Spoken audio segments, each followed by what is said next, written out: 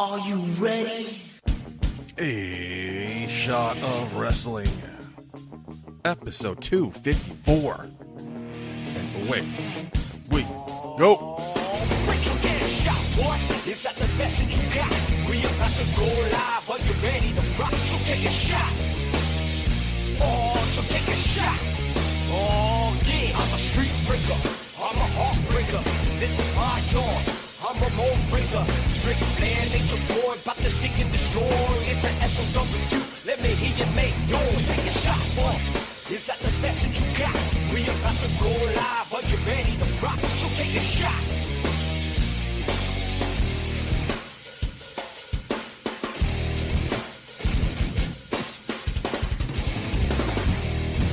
Hello, everybody, and welcome to episode 254 of A Shot of Wrestling. I am your host at Michael J. Putty. And ladies and gentlemen, there is no Mark Schwann this week. I've been doing this show for over 5 years. Podcast in general for just under 9. And the point of podcast to me is to have fun. You come here, sit behind the microphone, talk to some friends about something you care about, and have fun. And when we have fun doing the show, the hope is that it transitions to the listeners and you guys have fun listening to the show. You're having fun, we're having fun, fantastic all around. Why else would you do this? We're not getting paid for this. This isn't our job. This isn't my 9-to-5 shoot job. I'm doing this in my spare time because I have fun doing it. Is it hard some weeks? Yes. Very. Hosting a podcast is not that easy. But you suck it up, you do it. And you heard Mark Schwann's meltdown last week. He's not having fun doing this. He's not too happy with the world of professional wrestling right now. So Mark Schwann is taking this week off. Maybe a couple more weeks. We don't know how long this is going to last. To reevaluate his relationship with professional wrestling. Maybe he can find his smile again that he lost. And hopefully Mark Schwann will be back sooner in a better fucking mood. And we'll see what happens. But until then, it is just me this week. Between the Green Man era of A Shot of Wrestling and the Mark Schwann era, I just held down the fort by myself, had some guest hosts. A lot of times I was doing the show by myself. Me and you, intimate, private conversation. A fireside chat, if you will. I haven't done this in a long time, man. A little nervous. Hopefully, like I mentioned earlier, we'll have fun. I'll have fun doing this. You'll have fun listening.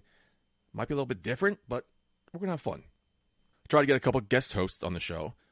A couple people said no. They had prior plans. A couple people were maybes. And last minute told me no. So I am here by myself because what I do best. I'm here. Nothing else to do on a Friday night. Like you heard last week, Mark Schwann thought that was an insult and a dig. But I don't take it that way. I like doing this. Let's have some fun. And it's also one of my favorite times of the year. It is the NFL Draft. Don't know too much about college football. And by that I mean I know nothing about college football. I hear these names thrown around. I don't know who these guys are. Could not care less until they're picked. Like, why would I care about Zach Wilson if the Dolphins are going to get him? Okay? That's why I like watching the draft. When my team picks a player, they tell me all about him. Everything I need to know. Boom. And this year's 2021 draft started like this. He's about to make the first in-person pick of this in-person draft.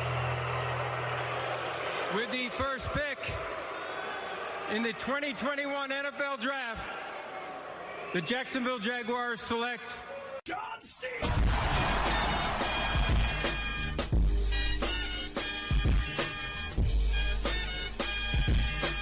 I had to.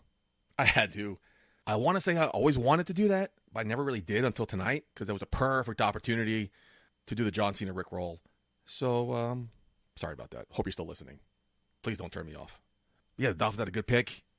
Dolphins have been owning this draft, the trades and everything. So I'm excited for the football season to start in 2021 because after the NFL season in 2021, we have the XFL coming back in February of 2022.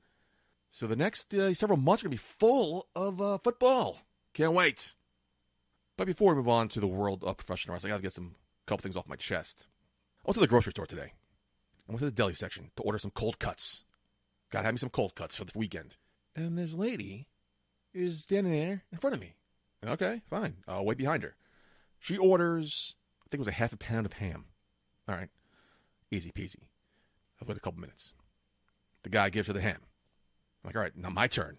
No. She's like, can I get a half a pound of turkey, please? What the fuck is what is this? The guy does his thing, gives her the thing. I'm like, all right, my turn. Can I get a half a pound of roast beef?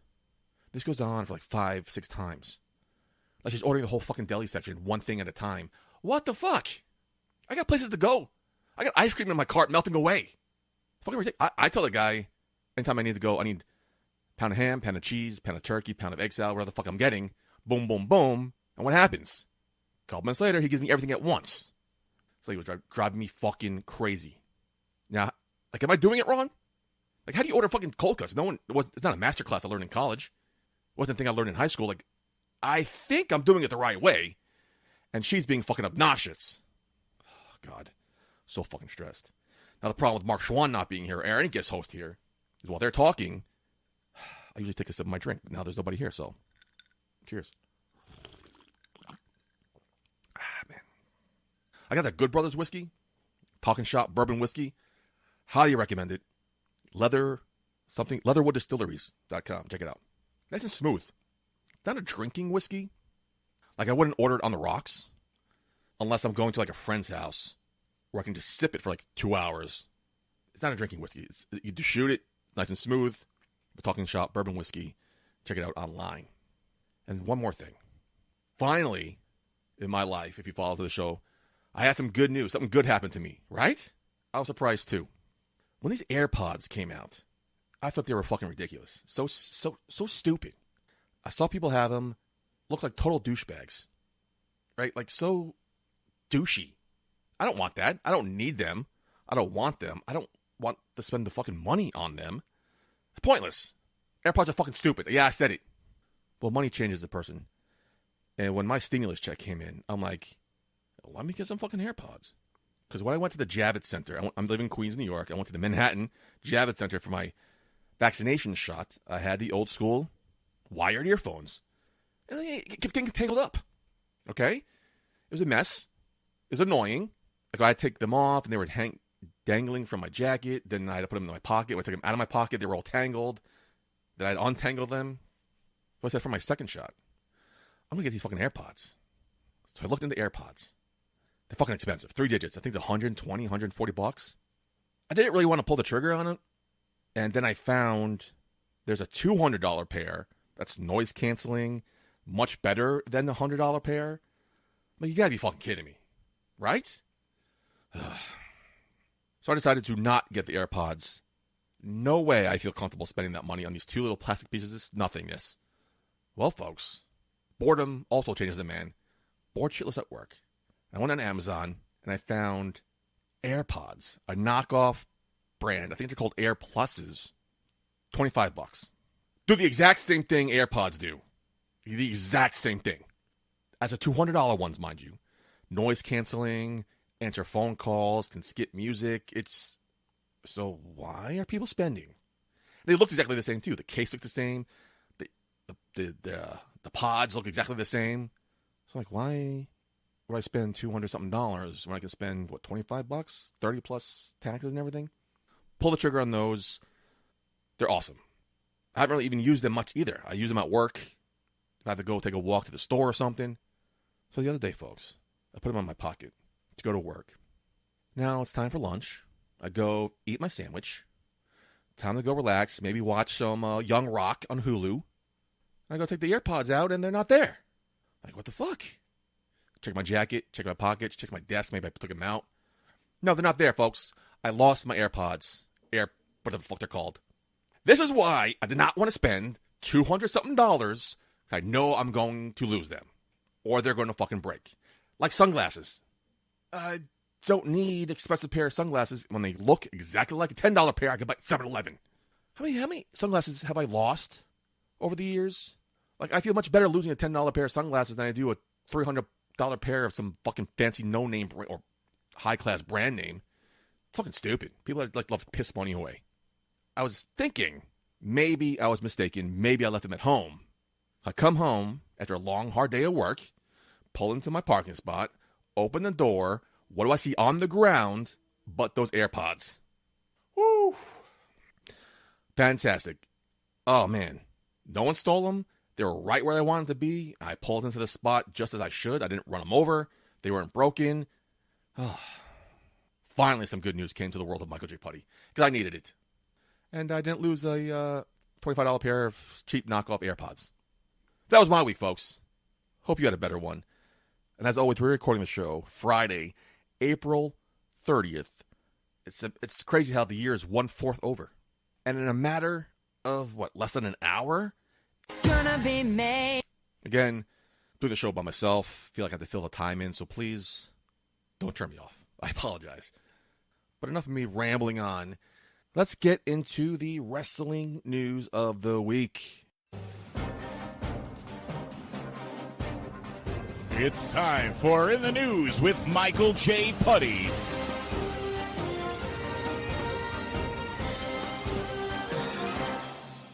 And another new problem I just found out about doing the show by myself is not only can I not drink as often, I can't fucking check Bumble or Tinder while Mark Schwann's rambling on about Charlotte Flair or something I said 3 weeks ago.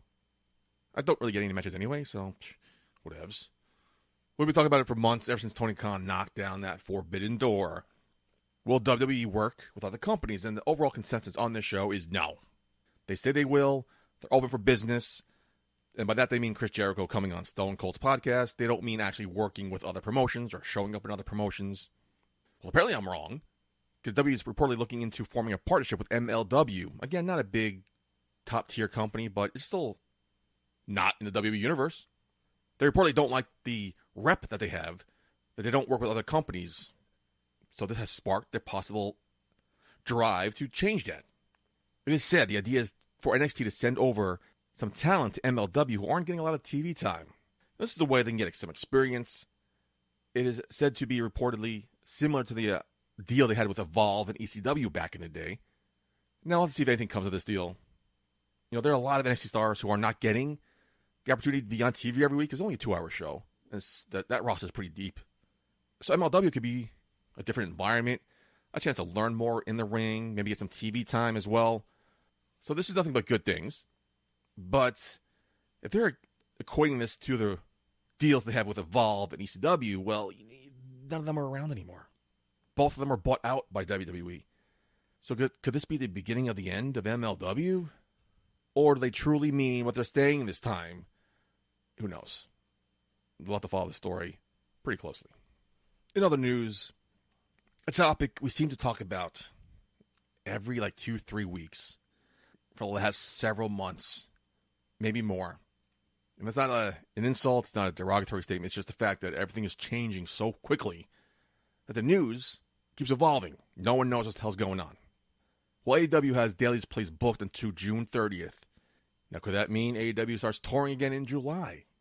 Something they're considering. WWE is paying close attention to AEW because they don't want to come second.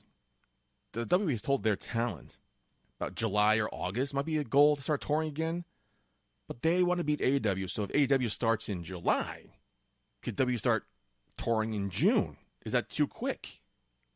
I think so. I mean, it's the beginning of May, so you have, a month to figure things out? And it's a WWE, big global corporate conglomerate. I'm sure they can get it done, but I don't know. It's too quick. Nothing has officially been announced yet. Both WWE and AEW, obviously very anxious to bring back fans in a tour setting. But WWE wants to do it first, and of course they did. They should do it first. They're leading this whole thing. I said numerous times, if WWE shut down production, AEW and Impact would shut down as well. But WWE found a way to do it, so the other companies found a way to do it as well to compete.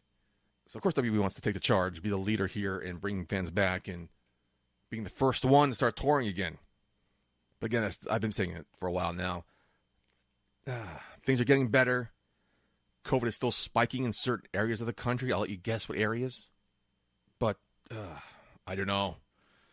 But WWE is thinking about touring again. But their plan is to wait a little bit longer to tour for NXT. I believe they said the NXT might start touring again in the third quarter of 2021. But that's not even guaranteed.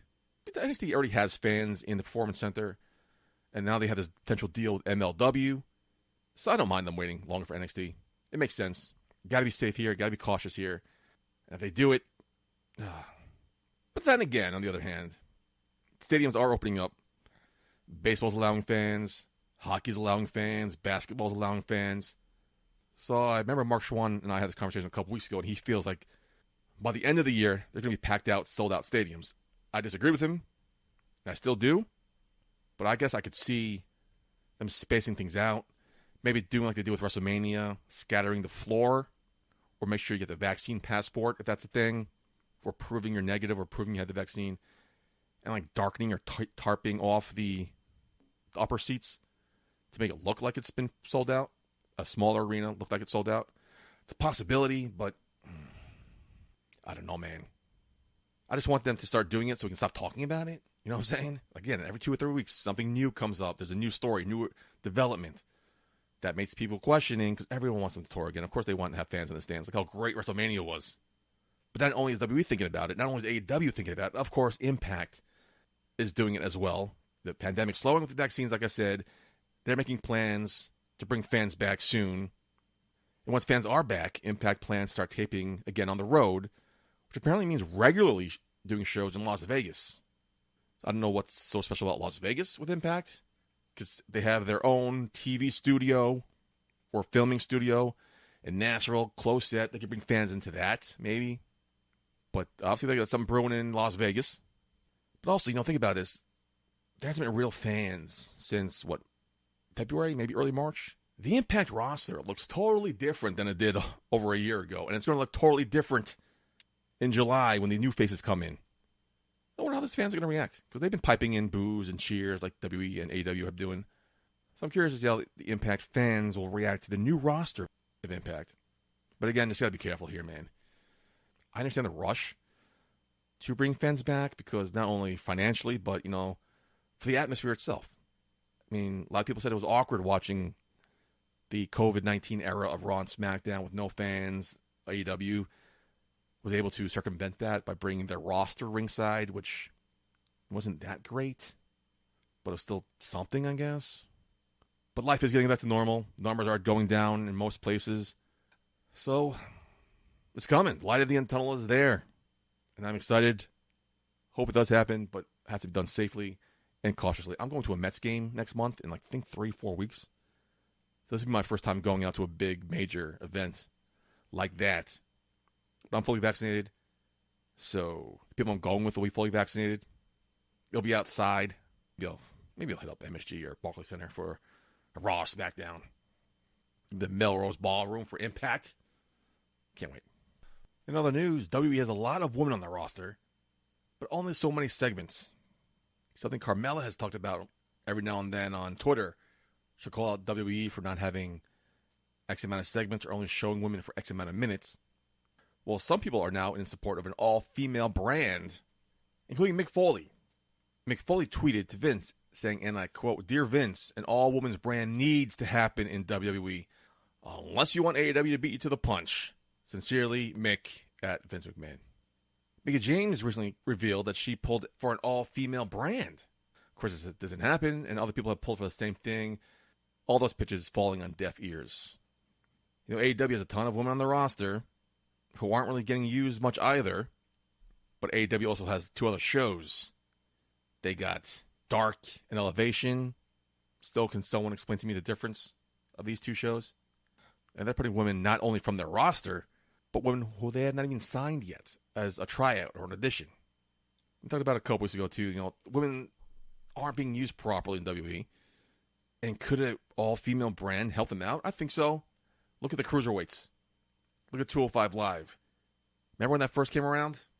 They decided from 8 to 9, the first hour of Raw, dedicated to the cruiserweights. And we had 2 cruiserweight matches where they would come in and change the rope colors to purple, the lighting to purple. The mat would have the cruiserweight logo on it.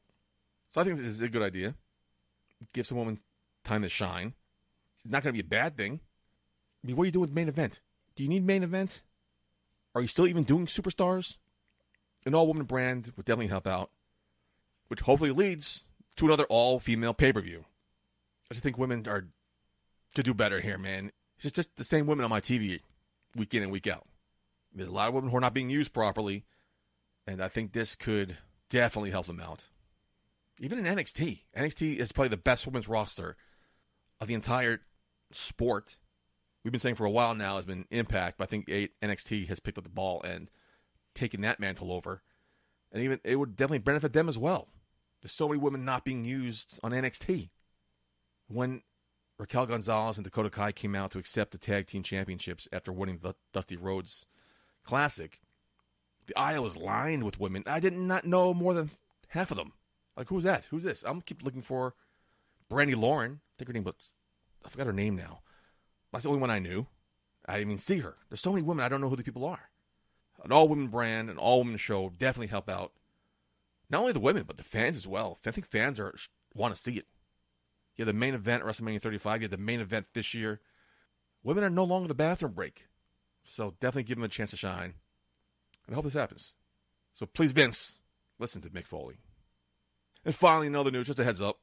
The NBA playoffs will soon start again, which means Dynamite will have to move from their normal time slot a few times. It's already been announced the May 26th episode will be moved to Friday, May 28th at 10 p.m., which means it'll come right after SmackDown. The plan is to run a live crowd during that show, taped dark from 8 to 10, while Dynamite will run from 10 to midnight. Now, what the hell are we going to do on this show? If we got to wait for Dynamite to finish, man. Are we going to do the show like 12? Maybe do a live show that Saturday? So not only is AEW fucked up, we're going to be fucked up too. So May 26th, make sure your DVR is fixed. We'll keep you abreast of what we're going to do about our show. But also AEW is going to be at a place like several times in June. So just make sure you keep tuned to AEW social medias. I'm sure they won't let you forget about it. We'll keep you abreast of it as well. What's going to happen now with the hockey? NBC Sports lost out on the NHL deal, which is why NXT moved to Tuesdays. It had nothing to do with AEW, because Wednesday's hockey night. Now is AEW going to have to move now as well? Not only for basketball, for hockey? Oh, man. So much going on. But like I said, I'm sure they won't let us forget it. They'll definitely promote it as much as they can, and we'll let you know as well. That is all for the news I have. Again, there's only just me.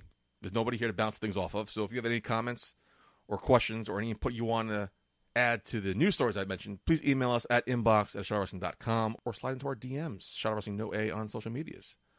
But now it's time for my favorite segment of the week. Let's get some TV Takedown. It's time for this week's TV Takedown. Of course, before we get into TV this week, let's start out with Rebellion. Impact's big pay-per-view, main evented by Kenny Omega versus Rich Swann. Very good match. I did expect a little bit more back and forth between the two men, with maybe Rich Swann getting a little bit more offense. It kind of felt more one-sided towards Kenny Omega, but it told a good story. Again, the ending was no surprise. We knew it was happening, but the match still delivered and was fun to watch. Props to both men. And overall, Rebellion, one of the highest profile pay-per-views in quite some time for Impact, maybe outside from Hard to Kill when Kenny Omega wrestled in that six-man tag. Overall, it was a really good pay-per-view with strong matches all throughout. You had the X Division match kicked off. That was amazing. The tag team match, the women's match. You had Kaz or W. Morrissey debuting. How great did he look? Man, this guy looked phenomenal. He's getting a second chance to show what he can do. Hope he sticks with it. Hope he doesn't mess up. And hope he can excel here in Impact. I think Impact's a good fit for him right now. I'm excited to see where W. Morrissey goes in Impact. Big things for him over there. Quick side note, I invited Green Man over to my house. He doesn't watch Impact, not really watch too much wrestling these days, but it's like I felt compelled to invite him. So I invited Mark Schwann too. I told Mark Schwann, why don't you come over? I'll be vaccinated by then. He just brushed me off right away. So like, whatever, Mark. So I invited Green Man over. He was late. He got stuck at work and he had to meet up with AJ Pan to do a birthday shot with him. I told him, yeah, no problem. Just make sure you buy AJ a birthday shot for me. So AJ, if you're listening, I hope Green Man did that. If you didn't, I owe you a birthday shot, brother. But again, Rebellion, beginning to end, awesome. Now it's time to get to the week that was. Pretty decent week of TV. Let's start with Raw. We paid a visit again to Alexa Bliss's Playground. Let's hear how that went. Lily's truly my BFF. She understands me. She's a confidant, a mentor, a little devil and angel on my shoulder. Boop. I think Lily's getting a little restless just hanging out with me here on the playground. So I think it's time I unleash Lily to play with the rest of WWE. But don't blame me for what happens next.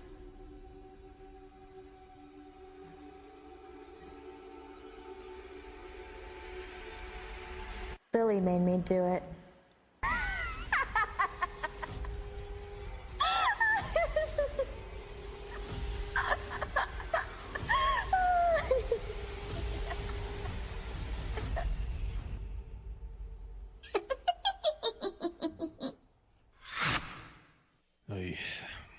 I love Alexa Bliss.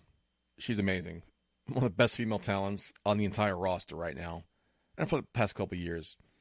I love her as a heel. So much better as a heel. But like I mentioned, just not really feeling this angle. Who's Lily? What's this now?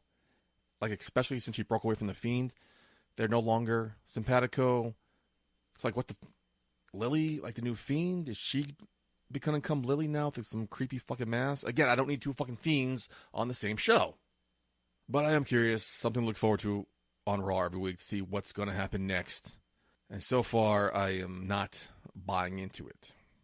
I guess props to Braun Strowman for being the first man ever to compete in a handicap match, tag team match, and a one-on-one match in the same show. Nobody's ever done that before between Raw, WWE, WCW, ECW, so good for him. That's a cool accomplishment to have. I don't ever see that being broken or matched. Moving on to NXT. So I guess my girl Raquel Gonzalez isn't a face? Like Mercedes Martinez, ever since she debuted, has been booked as a tough badass heel that kind of does cheap attacks. But Raquel did the cheap attack here and beat her down, which I feel gives more sympathy to Mercedes Martinez. So was this like a double turn here? I don't know if you can call it a turn because she never officially was a face, but is now Raquel Gonzalez back to being a dominant heel? Is Mercedes Martinez a face? I don't see her as a face, but it was just a curious little interaction we got going on here. Anyway, I'm buying into it. I love Raquel Gonzalez, of course. Mercedes Martinez is awesome talent. Glad to see her getting this opportunity to shine. And this should be a good fucking match, man. I can't wait to next TakeOver. No, it's happening in 2 weeks. I'm sorry. It's happening in NXT in 2 weeks. Not even a TakeOver. Can't wait. And man, oh man, I can sit here and talk every week, all show. Cameron Grimes, baby, is just killing it in this character. Here he is hitting it out of the park week in and week out. And this week, he decided to go to a jeweler to buy a fancy watch. I wonder what happened.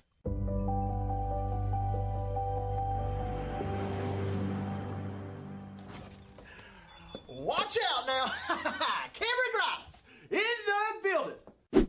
I'm looking for something like this, just a lot shinier. Mr. Jeweler, how are you doing today? I'm doing good, sir. It looks good in here, let me tell you. You see, I'm actually here to get something nice for somebody. Oh yeah, you got a special someone? I do. Me. Is this gold? That's chocolate. You know, I really hope you ain't gonna try to sell me a chocolate watch, because I was here to get the most expensive, shiniest, blingiest, most extravagant watch that was in this city. And I heard I could get it here. So what you got for me?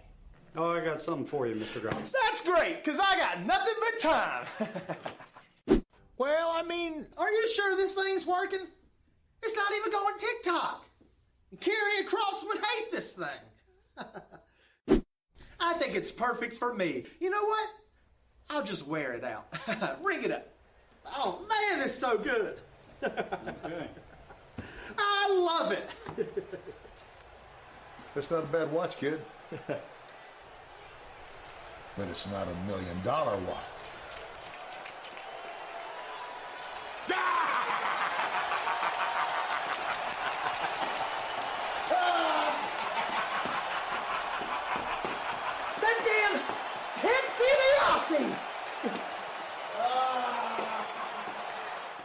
Amazing.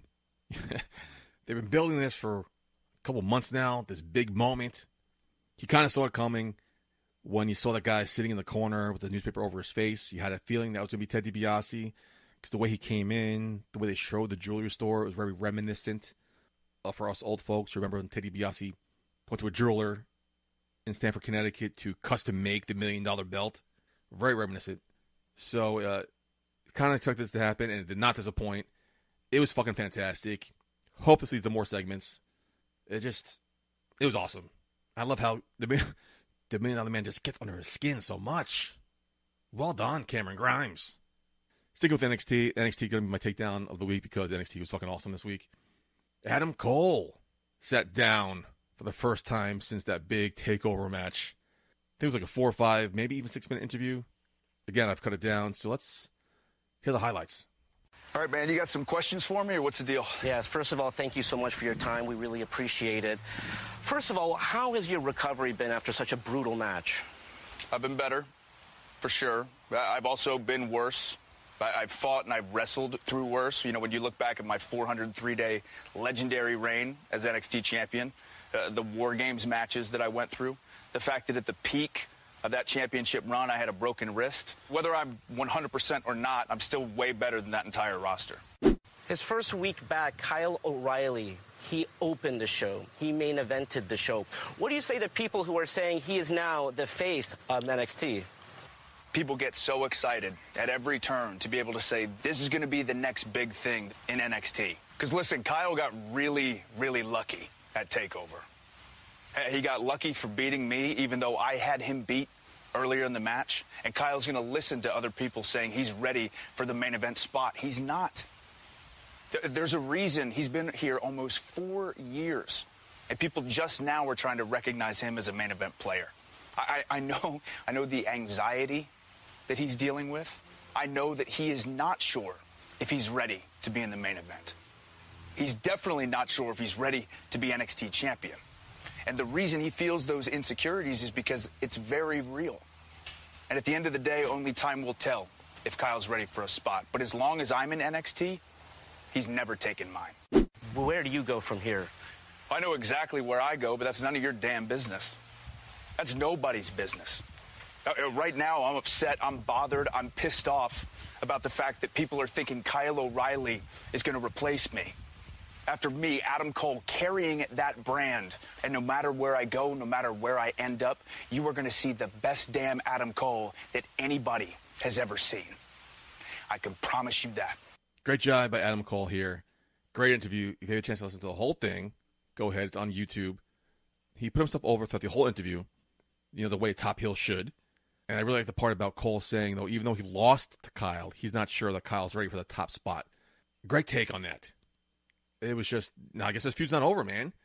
After that match at TakeOver, that kind of match ends feuds. That match is just starting this one. But after this feud, I wonder how much longer Cole has in NXT because he's been there like 4 years, maybe 5 years now. I think we talked about this before WrestleMania and kind of talked about who would go where, call-ups. Now let's see him on Raw and SmackDown, get the main shine, the spotlight, give different feuds, maybe a Cole versus AJ Styles rivalry. There's a lot of potential for him on the main roster, so I'm not sure how much time he has left in NXT, but this interview was just awesome. Great job. And quickly in that main event, Legado del Fantasma versus MSK and Kushida. Great tag team action. Fast-paced, a lot of action throughout the whole thing. And someone on Twitter put it this way, Legado del Fantasma were put over in a big way as a cohesive unit. And yes, that's what it was. This trio was put over as a cohesive, dominant unit. It was just a great tag team match. NXT, beginning to end, fantastic. Again, it's the best show of the week. If you have to watch one wrestling show of all the 5 that are there over 11 hours, my vote is NXT. AEW. Now I watch AEW every week, last several months. Most of it I fast forward because I'm not really clicking or connecting with any storyline, any superstar, any character, really any feud. But of course the big one, the Pinnacle against the Inner Circle. They had a killer promo face-to-face this week. Again, go check it out on YouTube for the full one. Here is just a quick little recap. There's not going to be no damn coin toss. We deserve the advantage because we were lured into this match. So advantage Pinnacle, and in return, a warning. This doesn't end well for you, boys. You are looking at 5 men who are willing to bleed and sacrifice everything for each other. I look across this ring and I do not see the same. And when the hell was the last time you even wrestled a match, Sammy? Spears, I don't believe you. And simply, why should I? Why should I, man? Ever since you came into AEW, you've been a failure. And actually, Spears, the more I think of it, you were a failure where you used to work too. I'd like to say something to you, Chris. What I would like to say is thank you. Yeah, and I know you've been waiting to hear me say those two words for an awfully long time. Hell, you want to hear those two words from everybody since the inception of this company, and you have every single right to feel that way, Chris, because without you, there is no AEW. You were the top guy. You were the draw. You were the bridge for the Laps fan to come over here and check out AEW. And all the while, you also managed to create the best group in professional wrestling known as the Inner Circle. I guess it's true what they say, heavy lies the crown, but you don't have to worry anymore, Chris, because come next week at Blood and Guts, I'm going to do the humane thing for you. I'm going to do you a solid. I'm going to take off that heavy burden of a crown off your head and place it atop mine. And my family is going to replace the Inner Circle at the mountaintop here in All Elite Wrestling. But don't get it twisted, Chris. I appreciate everything you've done for this company, and that's precisely why when Blood and Guts is all said and done, and I am looking down upon your scarred up, mangled, lifeless body, I will once again utter the two words, thank you. You self-righteous, self-gratifying little prick. How dare you be so entitled to think that you can have somebody's spot just because you want it? That you can inherit a spot like you inherited the trust fund that your mommy and daddy gave you when you were 18 years old. Or maybe you think you can absorb a spot via osmosis. Or maybe it's a big Tetris game that as soon as Jericho goes left, MJF slides right in. It doesn't work that way. You want a spot? You gotta earn it. You said last week that at 25 years old, I was curtain jerking in WCW. And you're damn right I was. And damn proud of it, because that's what led me to where I am today. But what you didn't mention is that 25 years old, I'd already headlined arenas around the world in Japan and Mexico and Germany. And that's another reason why I'm here today, because that's where I learned respect. That's where I got experience and life lessons, and that's where I earned the reputation that put me at the top of this game. And you want to talk about a family? This is a family. How long have you known these jackoffs for? 3 months? This family has been part of AEW since day one. This man had my back when I was threatened assassination in Abu Dhabi in 2012. These lapdogs are a pack of wild animals that have torn and clawed their way to the top of AEW, and I owe them for that. This man right here, I brought him personally to the Inner Circle, and because of you, he quit. And that's not going to happen again. You are not going to get in the middle of the Inner Circle, and you're not going to beat us at Blood and Guts. You won't make us submit, and you're going to have to kill us to make us surrender. Chris Jericho, MJF did a terrific job here, which is not a surprise. This feud has been going on for, I think, weeks now, not almost, maybe 2 months. Yet there hasn't been any matches between these guys. There has only been 2 altercations. The time Pinnacle debuted and attacked Chris Jericho, the time the Inner Circle returned and it beat up the Pinnacle. Other than that, it's just been promos. It's been a very interesting build that has worked. This is going to be a huge match. There's been a great build up to it, and we're getting for free on TNT this Wednesday, Blood and Guts. We're getting a War Games type match. I think it's 2 rings, 1 big cage, so I think it's their version of War Games. Should be very good. Great promo. Again, you get a chance to listen to the whole thing. Moving over to Impact. So Kenny Omega was going to celebrate via Zoom here, right? Then Scott D'Amore said he's going to strip Kenny Omega of the Impact World Championship, and he will be suspended indefinitely from both AEW and Impact if he didn't show up on Impact, as it's stated in the contract. But of course, guess what happened? Running theme throughout the whole show Where's Kenny Omega? Is Kenny Omega coming? What's his ETA? Blah, blah, blah. And at one point, Match Tracker even said, I'm tired of talking about Kenny Omega. Let's focus on the guys in the ring. But of course, Kenny Omega and the Good Brothers showed up in the last few minutes of Impact. Even then, Impact still offers Kenny Omega more of character development than I see him on AEW. He's being featured and used in such a better way on Impact than he is in AEW. And he's the AEW World Champion now. It's amazing.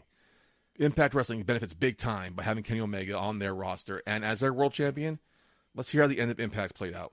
Well, looks like we got our answer. Kenny Omega is in the building. So are the Good Brothers, and yeah, so is Don Callis. There's Don Callis, his invisible hand. He got him here just in time. The time was about to run out. Kenny Omega was literally about to be stripped of the Impact World title. This company and the people who work here and the fans at home, you wanted a celebration.